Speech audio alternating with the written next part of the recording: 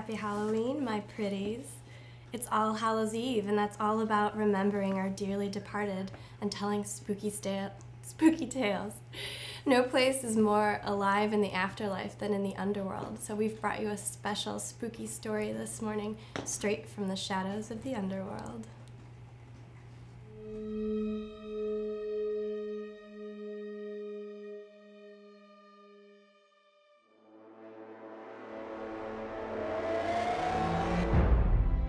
They are called the Severed Shadow, and no one sees them coming. Only the blood left in their wake. Rich, clotted mourners are sucked dry of etheria by vicious rakers, and all that remains is an air of malice. X-Rail, my gloom. They call you the Thousand Lies. I hope you earn the title with this dreadful story. I do not like that name, Gethsemane. Even less when my whispers are true. I prefer that your jaw loose comforts, truth or lie. Alas, tonight it brings only horrors.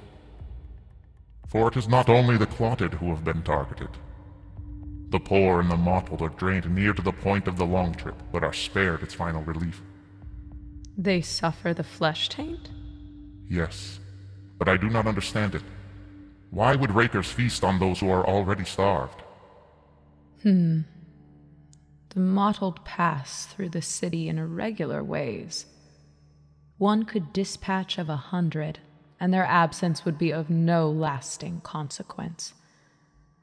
There can be only one reason to leave them alive. The dead are silent. But maimed, suffering dregs are sure to tell their tales. Despite all a queen's burden, your mind stakes through to the heart of the matter. Fear of the severed shadow spreads as mold on fruit. Fear and rage. The underworld is no stranger to rage, nor lust for etheria. Lone rakers who haunt the dusk plains may wander into the city, but they are not capable of coordinated attacks. No, it can mean only one thing. The Severed Shadow has a leader, and that leader has an even darker purpose than we thought. Enough dancing to the dirge, X-Rail. You know what this is, so say it. I dare not give voice to such an awful power. Nevertheless, the Severed Shadow forces the sound to our lips. Etheria madness festers in Ilverness. We cannot fight the insatiable hunger if we will not speak its name. The Dread's Grip. But the Dread's Grip is more psychosis than plague. Only Celestials have dominion over it, and I am the only pure Celestial in the underworld. So the question remains, who would spread it willingly and how? You are unique to the underworld, my misty hollow. And it's true. Common rakers are animals with no grand designs. But long ago, Death's first creations, the Reavers, turned to rot and bale. They became one with the Dread's Grip, and perverted his soul harvest. What you suggest comes with consequences. Are you sure? I am. And I'll prove it. The Severed Shadow is sowing discord as the Bale Reavers once did. And now, a Bale Raker has evolved to power, the first of his kind in an age. Call the factions. I would take communion with the court of the dead.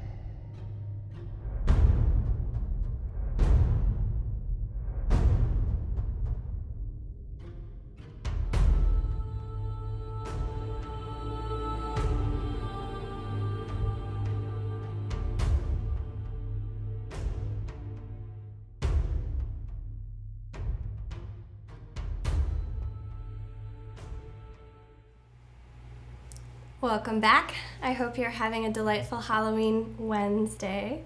If you enjoyed that tale and you're itching to hear more, I suggest you pre-order Court of the Dead, Shadows of the Underworld. That was the intro scene to our original graphic novel, which will be shipping later next month.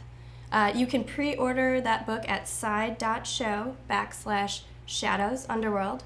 Once again, that's side.show/Shadows Shadows Underworld, and I'd like to give a special shout out and thank you to Kevin Ellis and Megan Rubel, Sideshow employee and friend that are also award-winning local actors, and they did a magnificent job portraying Exrail and Gethsemane in that scene. So you can check our social media for some behind-the-scenes pictures of them doing the recording. It's pretty cool. We have a super exciting Halloween show for you. Trick-or-treating is all about surprise and shock of the new, and we have a ton of exclusives, one-of-a-kind items, and first looks for this entire show. You can chat with Buffy and Bree online. Send us your questions. Next up, I've got Ricky Lovas, one of our senior brand managers. We're going to talk about the Court of the Dead pin collection and maybe give away some spooky enamel bling. Tom Gilliland will be on later for not one, not two, but 3 special announcements, which of course include some giveaways, so stay tuned. We've got an extra special announcement and giveaway at the end of the show. But true to our word, our next video, you are the first people to lay eyes on this gorgeous piece of animation. It's called One Corrupt Coin. The Sideshow multimedia team obviously does amazing video work, but their storytelling work is unparalleled. So we're very excited to share this piece of animation with you. One Corrupt Coin.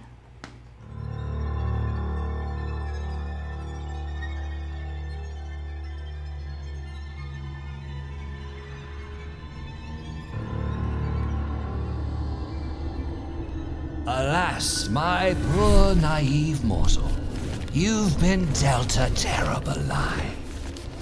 You dwell in myths of heaven as a place of hope and salvation, and hell as one of punishment for those not worthy of pearly gates.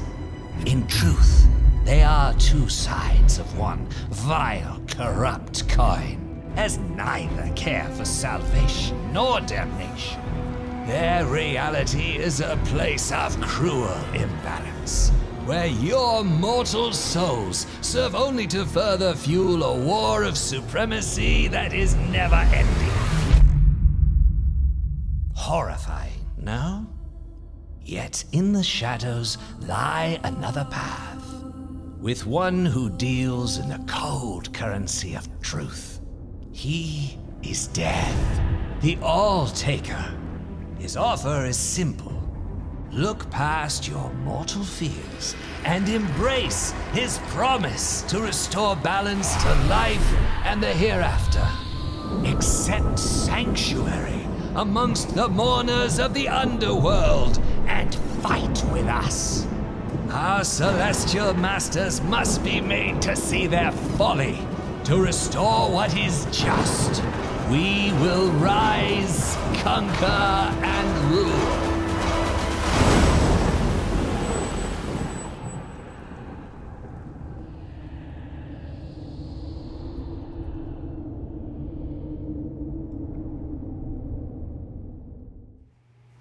Welcome back. Happy Halloween. You were the first to see it. That was One Corrupt Coin by the Sideshow multimedia team. Amazing. I've got 2 special guests here with me this morning. Ricky Lovas and Scary Larry. Woo!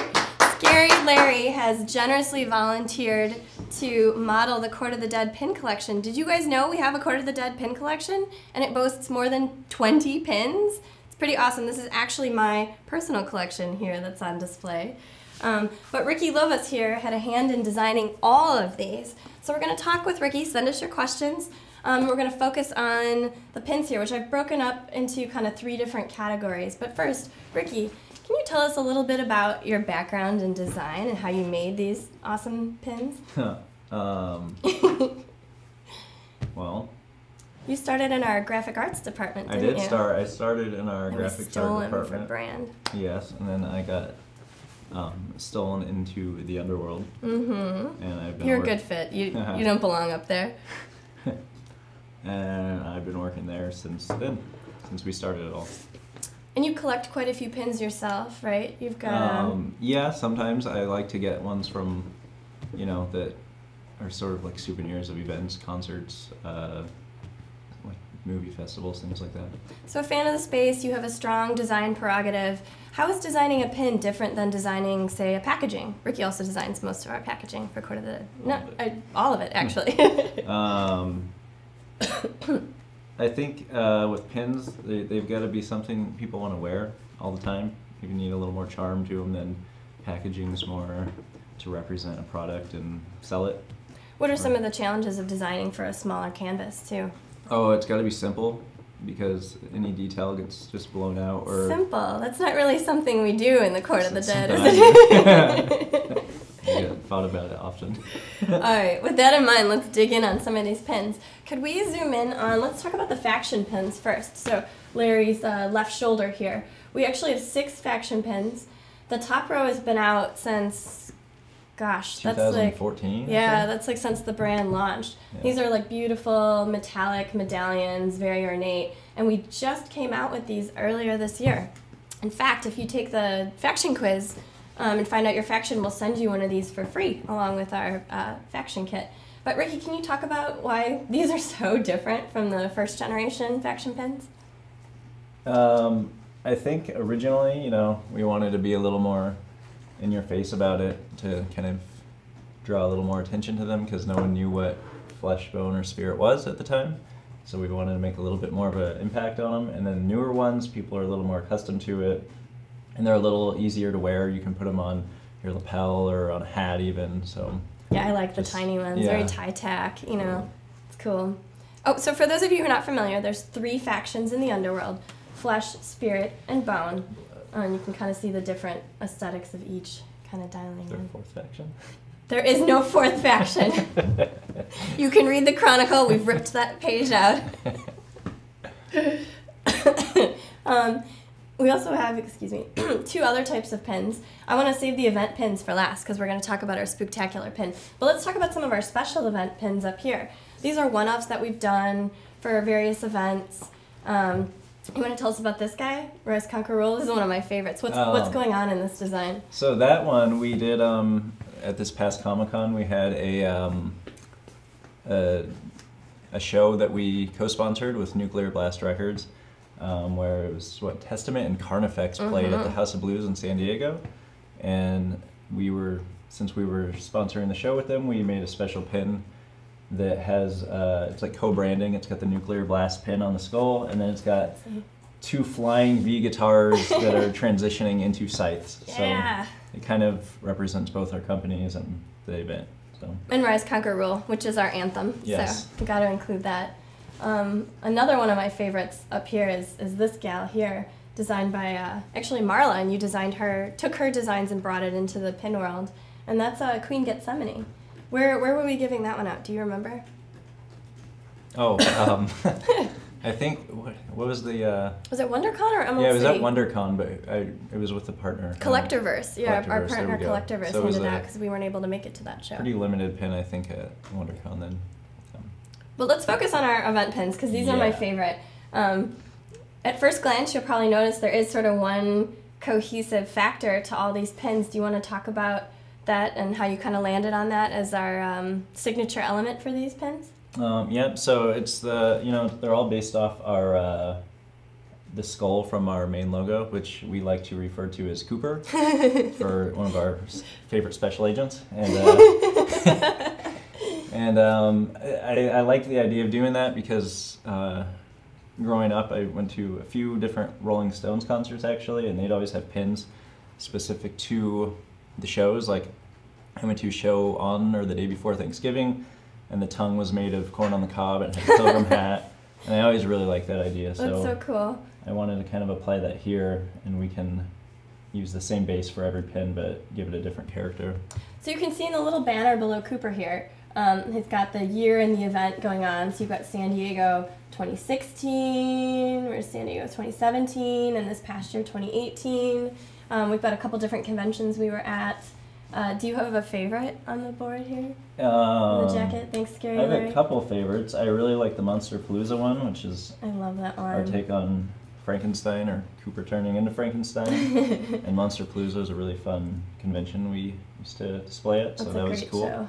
And we didn't make a lot of that one, so it's pretty fun. Is that one of the more rare ones? I believe so. So I've heard. And then Bobby, or Relic Ravlech. Bobby! Which was Comic-Con 2 years ago. He's our sort of a fan favorite in the company. We love him. This is one of my favorites. I love the Statue of Liberty. It's kind of punk rock with the Liberty spikes. It's New York all the way. I love that. Although, if it catches you the wrong way when you're wearing it, you'll regret it. Yeah, a ninja star of sorts. And it's not Snake Plissken, unfortunately. All right. Let's look at some questions we're getting in. Looks like we've answered favorite. Scary Larry, how long have you been with Sideshow, and what's your favorite food? Well, you can guess. Scary Larry's been with us for quite a long time. There's just so many skulls in the Underworld. But you can see he really doesn't eat. He likes to keep a trim figure. I would make a joke about him being vegan, but I'm not going to go there. Let's see. Do we have any plans to make Court of the Dead patches? I think we did make patches back in the day. We've made a few patches. I think they were in the different faction kits, and I think one we gave out at Comic Con the first year we had our big tent set up in 14. But yeah, we'll probably do more at some point. Cool. Who would win in an epic Halloween dance-off, Court of the Dead or Grateful Dead? Well, come on, it's obviously the Court of the Dead, because Dead can dance. Oh, sorry, Tom would appreciate that joke. Dead Can Dance makes it on a lot of Court of the Dead playlists. It's good background music for our design of Court of the Dead. Okay, will we be seeing any headshot pins of the main court? I'd kill for a Malavestros pin for my bag and hat. From Benjamin Sussman. Sorry, I've not been reading names. We do have a Malavestros pin. Did we ever give that out? When did we give that out? I don't know if that ever actually made it to anybody. Okay, well, Benjamin, you may get your wish. We'll have to look and see if that's still in stock. Some of those we just made because we thought they were cool, and we're kind of like waiting for the right event to come up to give them out. We didn't end up doing. If you are lusting after this collection, we do have a couple spare complete collections in the back that we'll probably be doing a future giveaway with. Yep. Not today, though. Today, oh, actually, one more question, because this is a really good one. Any hints, or do you have any idea of what the next Court of the Dead pin might be? What would our next event be?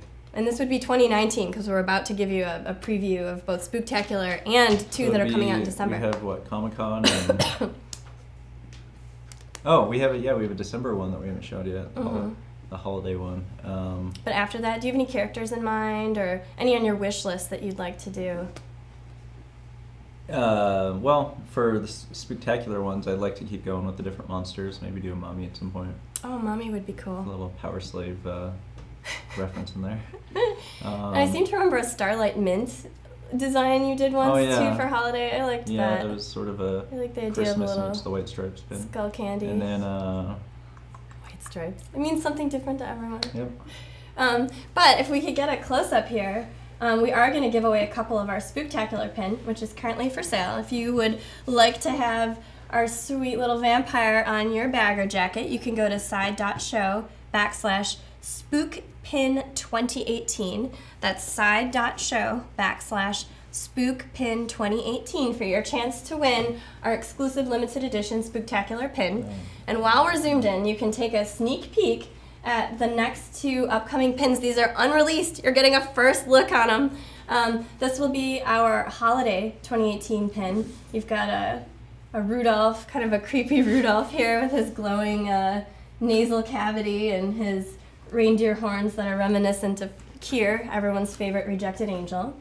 And on the left here, this is the Argentina Comic Con pin variant. So Nowhere Collectibles is a wonderful partner of ours, big fans of Court of the Dead. They represent us at Argentina Comic Con every year. I believe it's December 6th through 9th. And so we have given them an exclusive show pin as well. So stay tuned to Court of the Dead social media, because we'll definitely be giving those away next month. But don't forget to enter now for your chance to win a Court of the Dead Spooktacular pin. One more time, that's side.show/SpookPin2018. So, as some of you may or may not know, we've been doing an All Takers Appeal, which is kind of the Court of the Dead version of main channel Sideshow's soul collecting. We've compiled those 4 different entrants, their videos, into a video that we're going to share with you right now. And when we come back, I'll have Tom Gilliland, creator of Court of the Dead and Sideshow Chief Creative Officer, with me to announce the winner. So feast your eyes on these entries. Thank you. Thanks.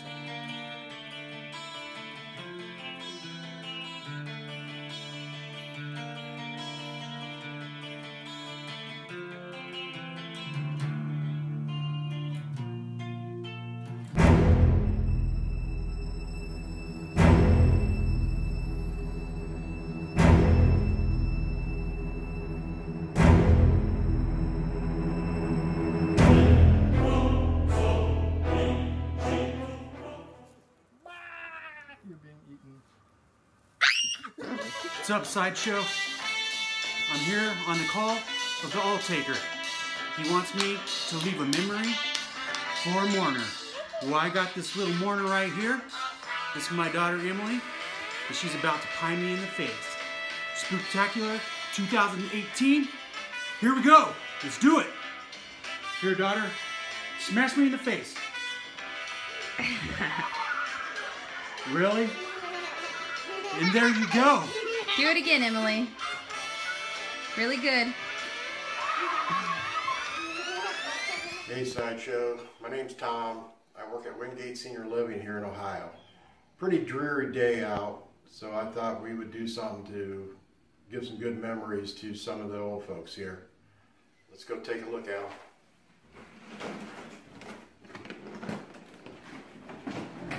You want chocolate or vanilla? Cute. Thank you. Yes. You want a cupcake here? You make all the Chocolate or cupcakes. vanilla? I don't bake. Is this your birthday? That's not my birthday. Those are cute, Tom.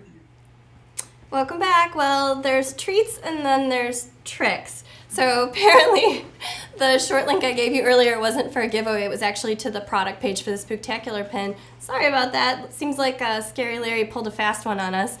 We will update that URL, so hang on to that short link, and we will convert that into a giveaway as soon as inhumanly possible. But I've got a guest with me here, so moving forward, I've got Tom Gilliland, creator of Court of the Dead, Chief Creative Officer of Sideshow. Thank you for joining us, Tom. How you doing?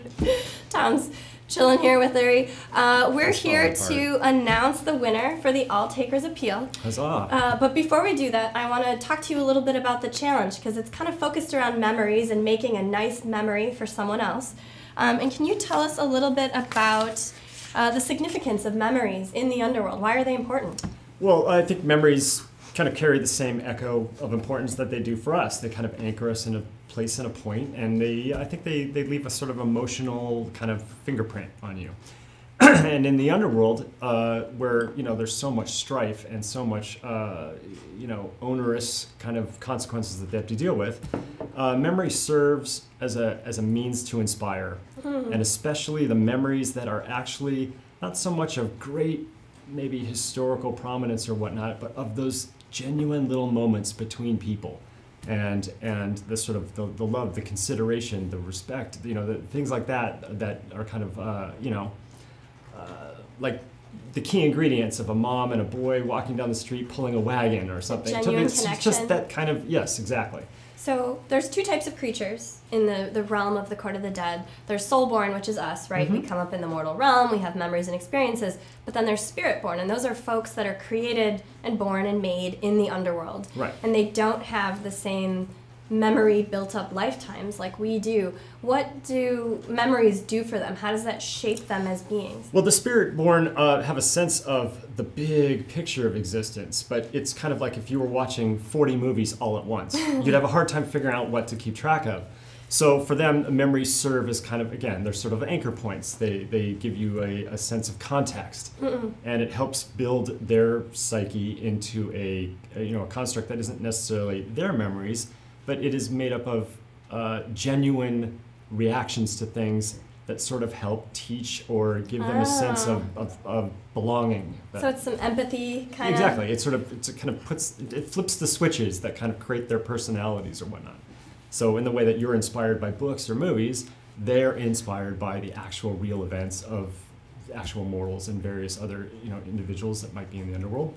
And this gives them kind of their sense of being or whatnot, and lets them have something to reflect off of what they feel true in themselves and what they see is true in others. That makes sense. And it also explains why the All-Taker would appeal to mortals to make some positive memories. So he can bring those back and share them with his court and help keep them into a well-rounded, positive, rebellion-focused individual. Yeah, definitely. And I think that's, you know, the All-Taker's compulsion to help mortality came from the fact that he traffics in so many of these memories as they flood through the Underworld in this sort of, you know, traffic that moves towards the celestial realm. But in that, he saw all the beauty and grace of mortality kind of going to waste and whatnot, and it inspired him, and he knew it would inspire the people that he needed to work with to change this thing. Got a great question for you here Okay. from Noel Willett. He says, aren't there parlors and theaters to watch memories in the Underworld? And there is. There's the theaters of absolutely. memory. And he's wondering what memory you, Tom, would like played in the theaters of memory. You know, since it's Halloween... We're going to get a good story. And my mom was a wonderful sort of very worldly dichotomy between understanding what's going on in the world in the 60s and such, but also a very June Cleaver stereotype. So, but she knew how to have fun, and on Halloween she would always dress up. And one year she dressed up as a vampire, and she got my brother and I and every kid in the neighborhood in on the theme. And we have a whole collection of photographs of this little skit that she put on for us. And, you know, every Halloween I kind of remember this. She's still with us. She's 86. That's Ethel's awesome. maybe watching. I don't know. Hi, Mrs. Gilliland. Well, I'll turn her on to the video. But I'll have to plug it in for her probably. But nevertheless, so that memory may have faded for her, but in my mind it's indelible. And at this time of the year, that's something I remember. I can remember the dress. I remember what the pattern was on, and I remember everything about that day. That's awesome. And I think that that's the kind of thing that, you know, you can look back on, and you can step into that frozen moment of time, and you can kind of experience it again, especially if you just kind of keep it living in your psyche or whatnot. Awesome, awesome. All right, so we had a lot of wonderful entrants to our finalists. I want to give you all a special thank you. Patrick Martinez of the Flesh faction played a lovely song for his girlfriend. Leland Stewart of the Spirit faction was carving pumpkins with his family. John Page, also of Spirit faction, let his daughter pie him in the face. And Tom Winklejohn, who has an amazing last name, is of course the best faction, Bone faction. And he brought cupcakes to senior citizens. There's a politicize this too, huh? But Tom, would you like to announce our winner? Okay, so the winner is, I think it drum roll. should say, let me put on my Laura glasses here. You know, amongst a field of very genuine memories that were all very touching. They were all great. But the one that really, I think, caught us in the right place was John Page's daughter pies him in the face. Congratulations, John. But everyone's a winner. And so, should we could show prizes? John will be getting the lovely Zyle Legendary Scale Bust. I love this piece. It's I've got a Walt from Breaking Bad back here. This is what you'll be getting in the mail, John.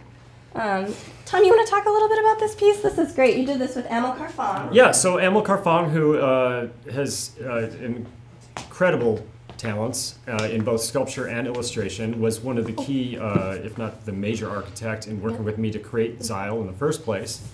But as a sculptor, he really felt like he had needed to get back to actually having his hands on clay and whatnot. So he did this bust in conjunction with also the Aglavale bust that we've done.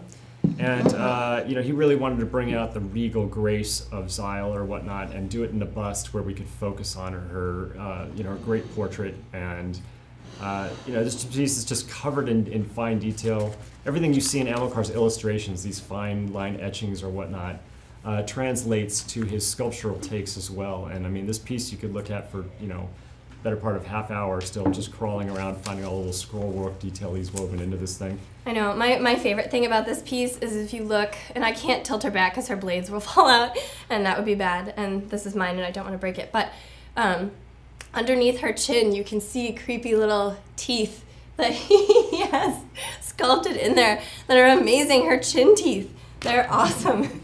So, congratulations, John.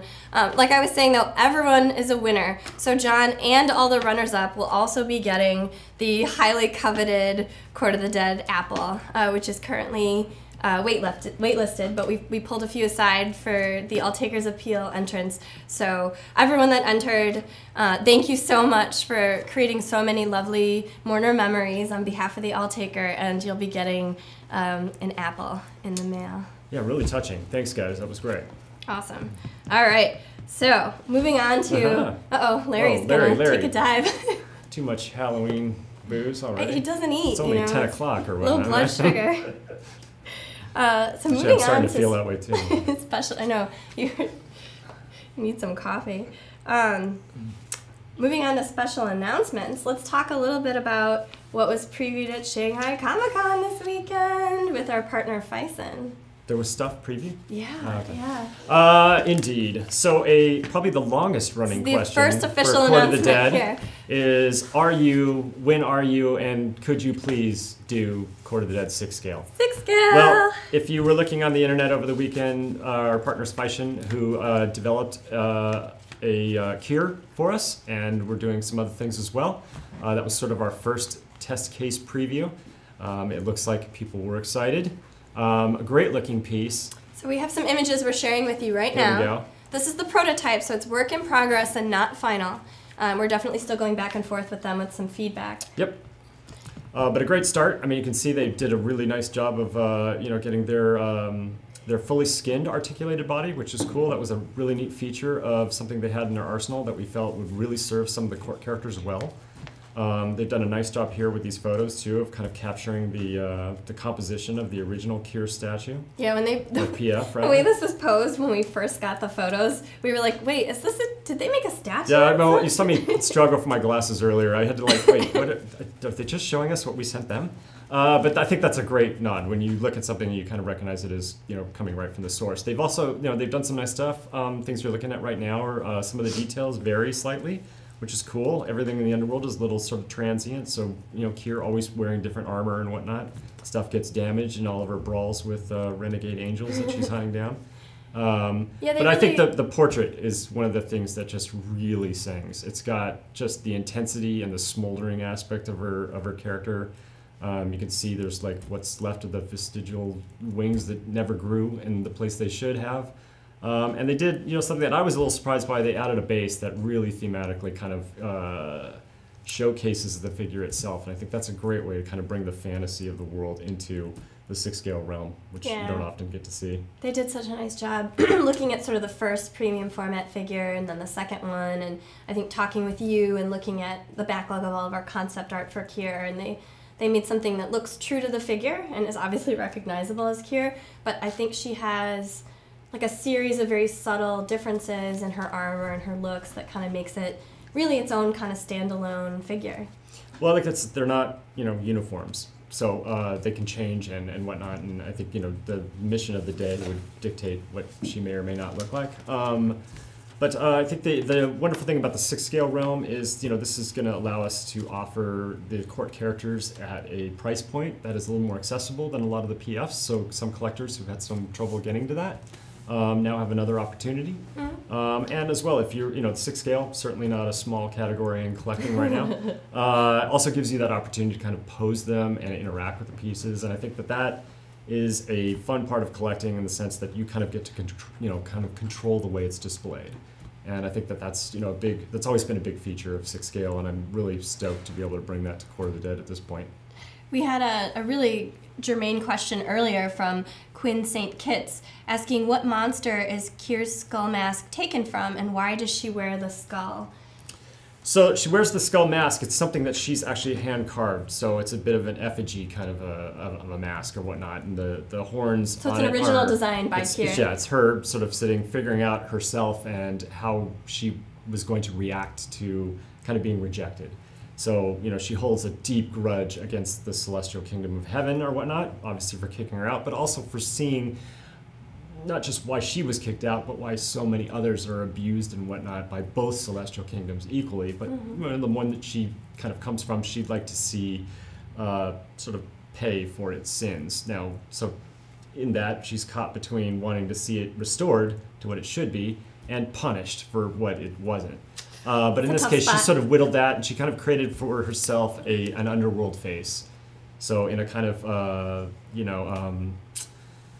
Marilyn from the Munsters or whatnot, she always felt a little like outside, always looked upon as a celestial by the other mourners or whatnot, but wanted to sort of prove herself. So created this mask as a means with which to demonstrate her mourner or affiliation, but also to kind of create a sort of demonic underworld visage to strike fear into the celestials she was looking to come for. Such a teenager, right? She's like too pretty, so she wants to fit in and be a gruesome monster. I hear at home from my own daughter. Oh, rebellion. Edgar Flores asks, "Hey Tom, is there a character you see yourself as?" Well, gosh, Edgar, I know those of us here at Sideshow would answer that question, but it'll be interesting to see how Tom answers it. Yes. And yes, but in a kind of collective manner. So I think when you're kind of creating these different characters, you're looking for genuineness, so you're looking for ways to kind of infuse things that you feel or experience into them. So there's aspects of the All Taker and running the Underworld that kind of parallel being the creative director of Sideshow. So you kind of write what you know. So in that regard, I kind of pulled different aspects of that or whatnot. Then I wonder who Xyle could be in your there's someone that tends to track the whip and make sure the schedules are met. Right there. But yeah, Does so that make Ricky Gethsemane? Not everybody. You know what? I didn't create it so that everyone was someone. It's really the ways and means in which artists and such interact, in the environment and whatnot. So that's what kind of gave me the ideas that fuel some of these things. Catherine Allen is asking, can we get a Malavestros 6th scale? Do you want to talk about maybe some of the other characters? So 6th scale is going to be an interesting subject. So working with Feishin, these guys are really players. They've got great skill in this and whatnot. So and they're really excited about it, which is certainly part of the fuel in doing more. So if I'm not mistaken, our next subject is Gethsemane. Right. So that we're trying to take advantage of things that we already have. 6 scale is a very expensive production process. Mm-hmm. So using a platform in the body they have now that has this sort of seamless skin that lets us do things and apply tattoos and other things to it. Yep. It's a great place to start. And I think Malavestros is a tremendously good he'd be awesome. suggestion because basically still the human form, largely clothed. Really dynamic, works really well with the 6 scale format. The cut and sew on that would be bonkers. Oh yeah, without He's a doubt. He's right behind you. I'm looking at it. And I'm like, oh, puffy sleeves. I'll use the eyes in the back of my head. But other characters come to mind that I think we'd like to build towards the ambition. So I think paying off folks' request for 6 scale for so long, and certainly my own interest in that category is super stellar. But it's like to elevate it then to how can we handle characters like, say, Demethyle or Aglavale or whatnot, which would be complete from the ground up production. Amazing. So I think the issue there is, we're going to put out a quality product, get the court fans to support us as they have, and I think that is, some milestones down the road that we should be able to get to. But Feissin has been an amazing partner for us. Terrific. They're a licensee in this terrific. effort. They've been amazing to work with. We're so pleased and proud with their results. I mean, they've really just been incredible. I love their move too, which was they've been working on it. We're asking how's it going. We're moving along. It's getting there, whatnot. And then one day we just get the pictures you just saw. It's like, okay, here's our first look. It's like, first look, man. This is just killer. But so that was like their approach, was like, we're going to blow you out of the way, out of your seat and whatnot. And I think that was successful, and I trust that's going to be the reaction from our court mourner fans as well. So, Tom, we've got a question here for you from Jessica Hansen on behalf of her 5-year-old son, Jason. Uh-oh. Happy Halloween, Jason! Hey, happy Halloween, Jason. Jason's wondering, what are you dressing up for tonight for Halloween?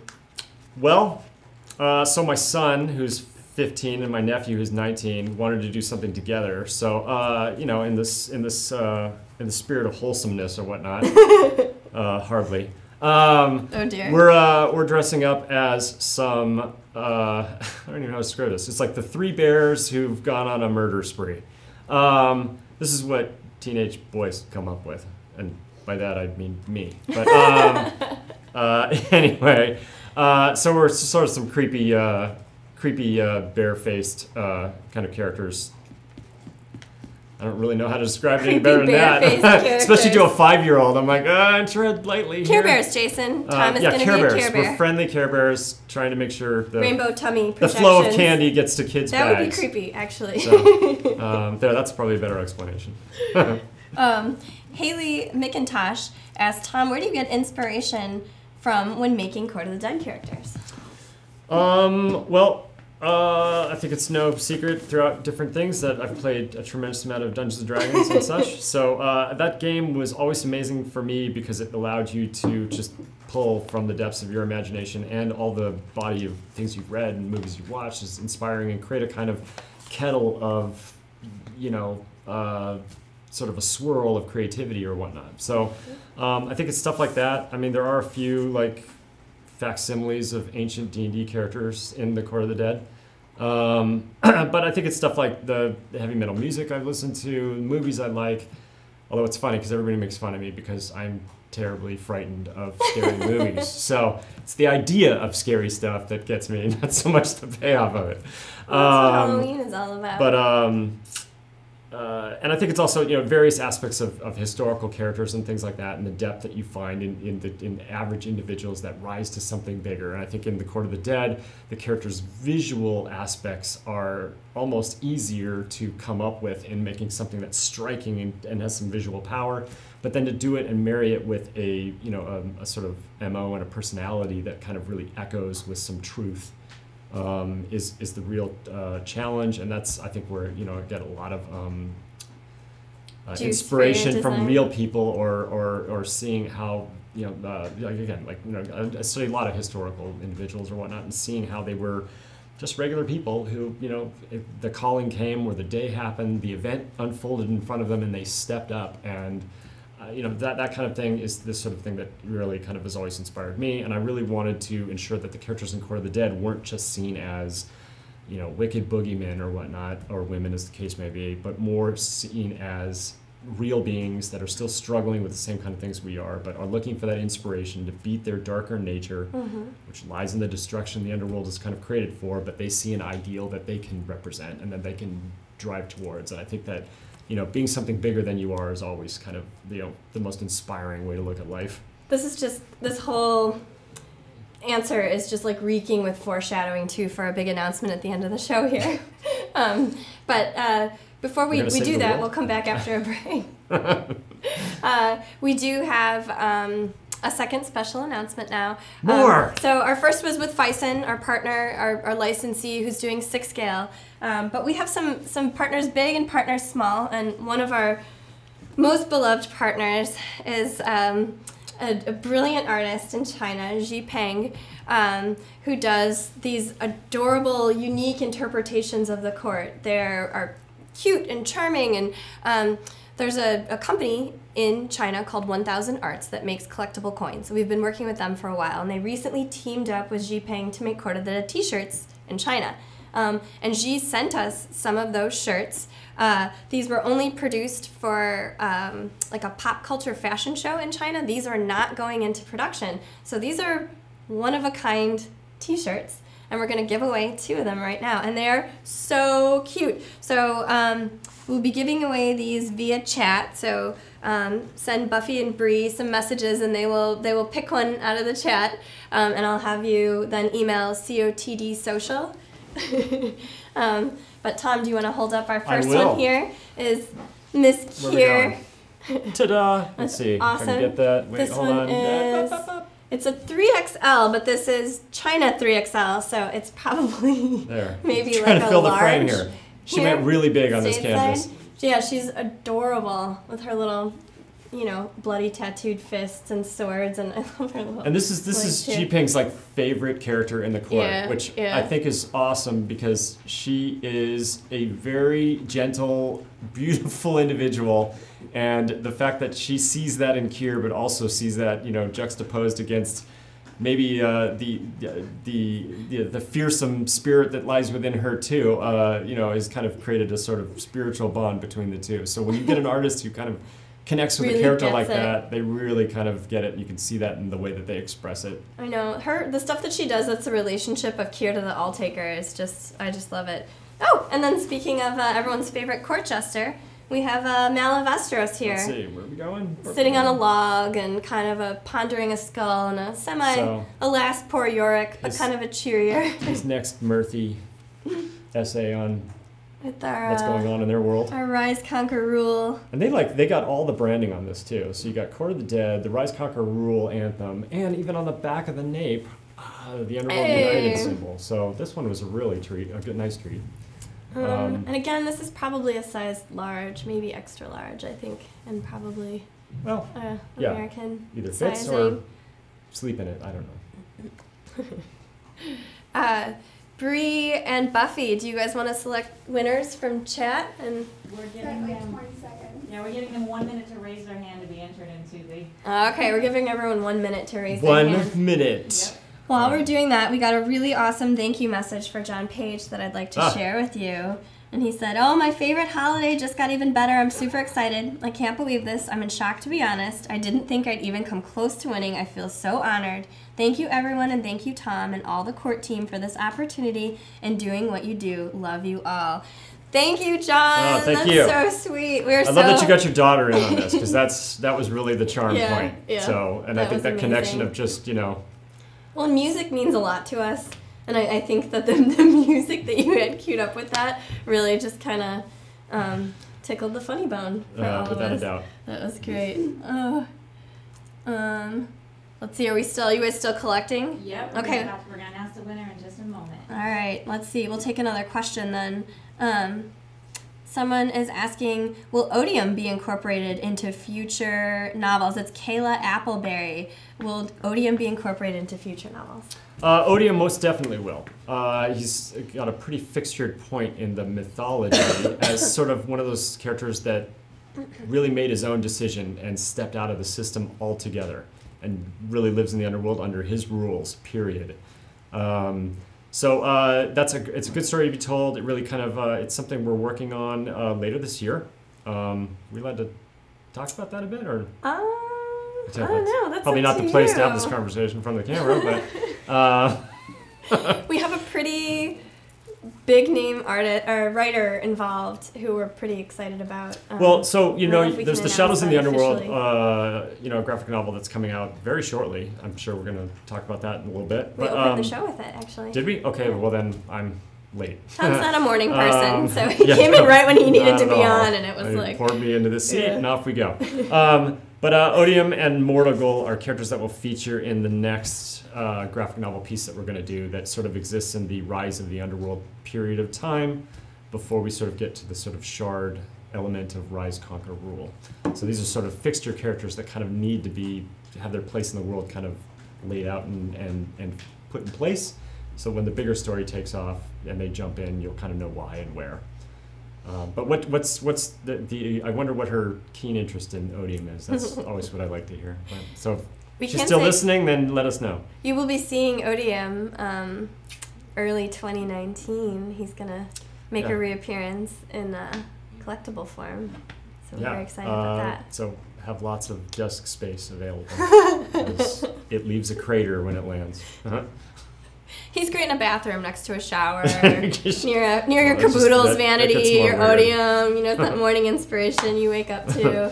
Face the charging juggernaut. All right. We have someone here asking, Luis Velasquez asking, who is your favorite heavy metal band? And I would just say, what's some of your favorite music? I mentioned Dead Can Dance earlier too. Yeah, I caught that. Crickets, but I knew that was for you, Tom. I was like, Right. Who else is on your Court of the Dead playlist? Well, Dio Black Sabbath is one of my favorites from way back into high school. I think the Heaven and Hell song has always been kind of a favorite, but there were elements in it that always sort of triggered my inspiration in writing, setting up Court of the Dead. My favorite band, maybe it's not quite metal, but definitely was in the genesis of where that was going. It's a band called UFO, which is sort of a late 70s band or whatnot. Actually still plays, but I don't know if you know Michael Schenker was the guitarist at one point. I mean, it was like kind of a really kick-ass band. But that Iron Maiden's always been a big favorite. And then I love a ton of score music and whatnot, and things like Dead Can Dance and world music that has kind of a neat, kind of mysterious tune to it. that's always helpful to write to. I think Glenn Danzig's Black Aria was like a huge inspiration for stuff. I loved that he did like an opera when he was kind of conjuring with that music, which was neat because he had his story, but you can listen to it and kind of create your own. And I think that that's another great part of like score and orchestral music that I really appreciate. Works in a lot of different contexts. Oh yeah. All right, well, it looks like we've picked 2 winners. Congratulations to Noel Willett and Quinn St. Kitts. Congratulations! Nice. You are going to have one-of-a-kind t-shirts, the only ones with the Kieran Malavesteros t-shirts. So please email social@sideshow.com to collect your t-shirts. Oh, and we're giving away the pins too. Oh, we're going to give away 2 pins.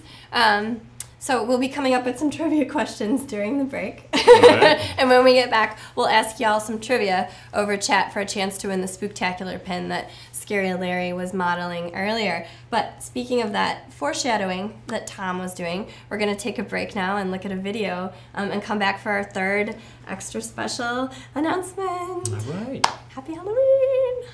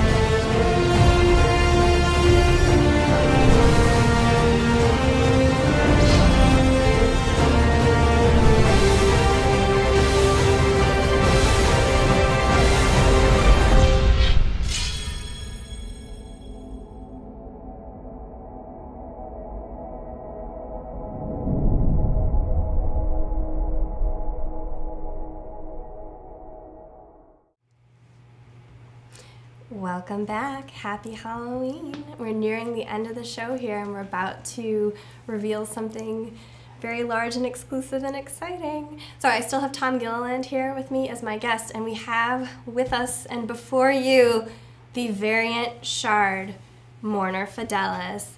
Ba, ba, ba, ba. In all her beautiful variant glory. So if you look closer here, you could see there's an alternate paint job on the hands and the head, and her crest is slightly different on her chest. Do you want to talk a little bit about some of that differentiation too? Her hair is different as well. A little bit. So this is a part of the lore that will come up in Rise. So, you know, part of the aspect of who Shard is and where she came from, you know, for those that aren't up to speed. She's a bit of the Alice, you know, who, you know, falls down the hole into the underworld or whatnot.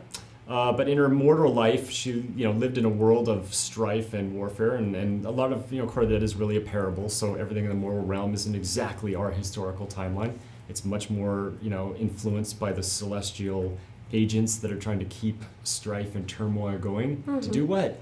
Feed them souls. So Shard in about the 1300s was a warlord knight. She just quickly enough, you know, at a great battle between two nations and religions or whatnot, she's struck by lightning, and she miraculously survives, much to all of her followers, who then are driven by this inspiration to crush their enemies that day or whatnot. But it leaves Shard hollow and conflicted. Disillusioned. Everything she believed in or whatnot was kind of lost in that moment because she felt nothing that all these followers did. So this moment of self-introspection leads her to self-doubt or whatnot, and she then leaves to pursue a quest to find what is really true, which ultimately leads her into the hands of the All-Taker and into the Underworld, where when she's given the vision of what's really going on throughout the universe, and that the things that she had been led to believe were there to sort of do the right thing have lost their way. It puts her at that challenge point where she could do something about that and genuinely be putting the skills that she has used for not great purpose in the moral realm to a greater cause or a greater crusade here in the Underworld. But in that, she's sort of looking at it from both sides of the veil, the mortal side and the Underworlder mourner side, and trying to see where she fits in this and where the truth for her really lies. So this piece kind of represents that aspect in herself. The armor that she wears has been made by the faction leaders through osteomancy, necromancy, and spirit mandering. So it gives her protections. The armor itself is kind of living, Let's so pause it right heals. there. This is a good place to give away Spooktacular pins. So those faction leaders, okay. This will be our trivia for a Spooktacular pin. Who is the leader of the Flesh faction? There we go. That's a good trivia point. We'll see if people have been paying attention. That one should be a slam dunk for many. We'll see. We'll give Chad a few minutes, but let's ask who those faction leaders are.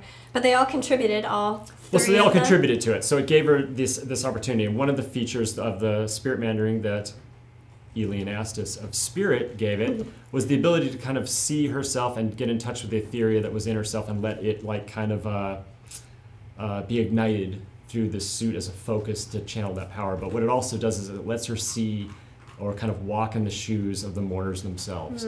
So the piece allows her to kind of see herself as a mourner truthfully. And so how does that in the figure actually manifest? So she obviously has a different skin tone, and her eyes have this kind of cataract, hollow. Well, it's kind of the ethereal side. So the paint job gives her kind of the more grayish toned skin that you see on Kier and the Queen of the Dead and various other characters that still kind of maintain a very mortal kind of an appearance, but have that kind of cold, grave pallor or whatnot. It also, the crest on the front of her armor has morphed from the Knights of the New Dawn, which was the order that she led in her mortal world, and it has taken on a little bit of an underworld kind of a character or whatnot. So it's changed just slightly, and in a manner of speaking, kind of reflects a little bit of the, the Underworld United kind of 5-point a little hint logo. Of things to come for so our there's hero. that question of where, in that crossroads between where she's going to pitch her or put her support, whether it's with the moral world or with the mourners and the cause that they're championing. Awesome. And how many of these figures did we make? So this has a fun little history. So we made 100 of them about a year ago, and just as 100. things happen, only in the 100. 100. That's 100. So it's pretty limited. One of them snuck out of the warehouse one day accidentally to a lucky buyer of the sort of mortal trespasser version, yeah. And has been floating around in the ether of things, and also one of these things I get questioned privately all the time by is this a real thing? Did someone just paint this? I was like, well, I had to be cagey about it, but. We got to the point in this Halloween we felt was a good time to kind of reveal this, as we're starting the writing for the Rise novel, so this part of the story is kind of really in my head right now. So we can announce now. Absolutely. Very exciting. So Shard is currently available as long as she lasts. We've only got 100, 99 now because we accidentally sent out one. So Shard is available as of right now. So it just went live. So that triggering should have gone off. Surprise! So very limited edition piece.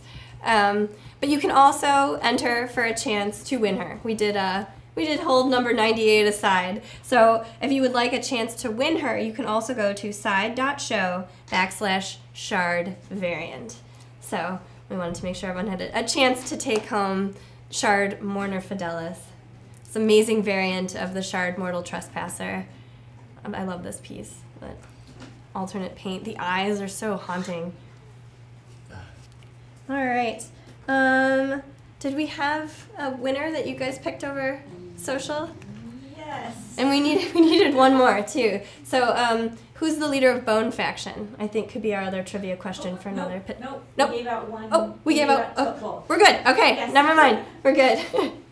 What's happening? Again, we'll blame Scary Larry for that. He pulled Yeah. a trick on us with the treat of a Spooktacular giveaway pin. So Tom, thank you. Special thank you to Tom for joining us today. It's been an amazing show. We had Ricky Lovas on earlier and Scary Larry looking at Court of the Dead pins. We gave away some G-Ping t-shirts. We talked about Feist and 6 scale. We put Shard up for sale, which is a big deal. And don't forget, you can enter for a chance to take her home at side.show/Shard variant. Thank you for joining us. We also have another special piece of Halloween art going up on our social right now just for you. So pop over to Court of the Dead on Facebook and check that out. It's a cool piece by Ivan, special Halloween piece. And we're going to play you out with our Mourner Halloween costume contest winners. So they're going to get that City of Baubles prize package. So that's pretty cool. Thank you for joining us. Have a good Wednesday. Happy Halloween. Happy Halloween. Right on.